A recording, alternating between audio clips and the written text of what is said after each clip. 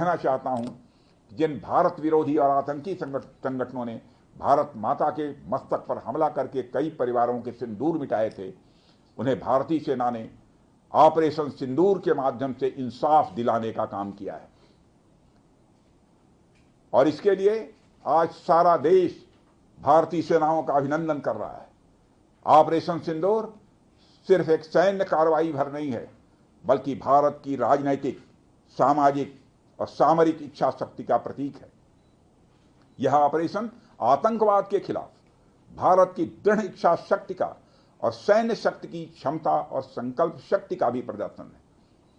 हमने दिखाया है, भारत आतंकवाद के खिलाफ जब भी कोई कार्रवाई करेगा तो आतंकवादियों और उनके आकाओं के लिए सरहद पार की जमीन भी सुरक्षित नहीं रहेगी।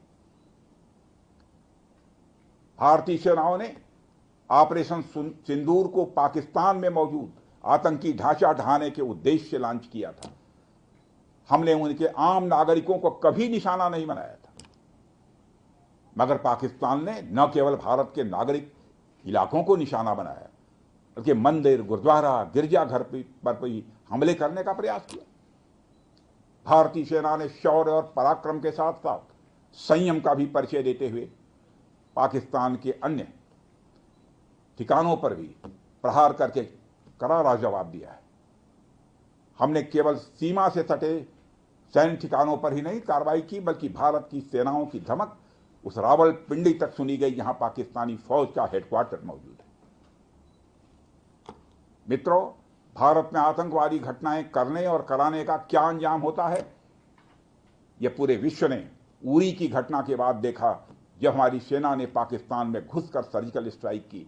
पुलवामा के बाद देखा, जब बालाकोट पर एयर स्ट्राइक की गई, और अब पहलगाम की घटना के बाद दुनिया देख रही है कि जब भारत ने पाकिस्तान के भीतर घुसकर मल्टीपल स्ट्राइक्स की हैं।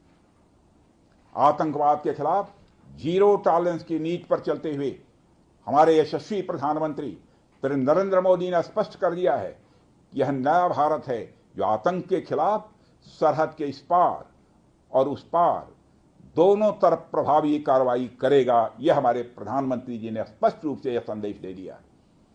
मैं एक बार फिर से BrahMos integration and testing facility centre और इस प्रोजेक्ट में शामिल सभी स्टेक होल्डर्स को हार्दिक बधाई देता हूं। मैं साथ ही पीटीसी इंडस्ट्रीज लिमिटेड को भी उनके एम्बिशियस प्रोजेक्ट पर हृदय से बधाई देता हूं। इन तमाम प्रोजेक्ट्स की शुरुआत पर मैं लखनऊ और उत्तर प्रदेश की जनता को भी बधाई देता हूं, जो इस ऐतिहासिक पहल का हिस्सा बन रही है। अंत में मैं आप सभी का आभार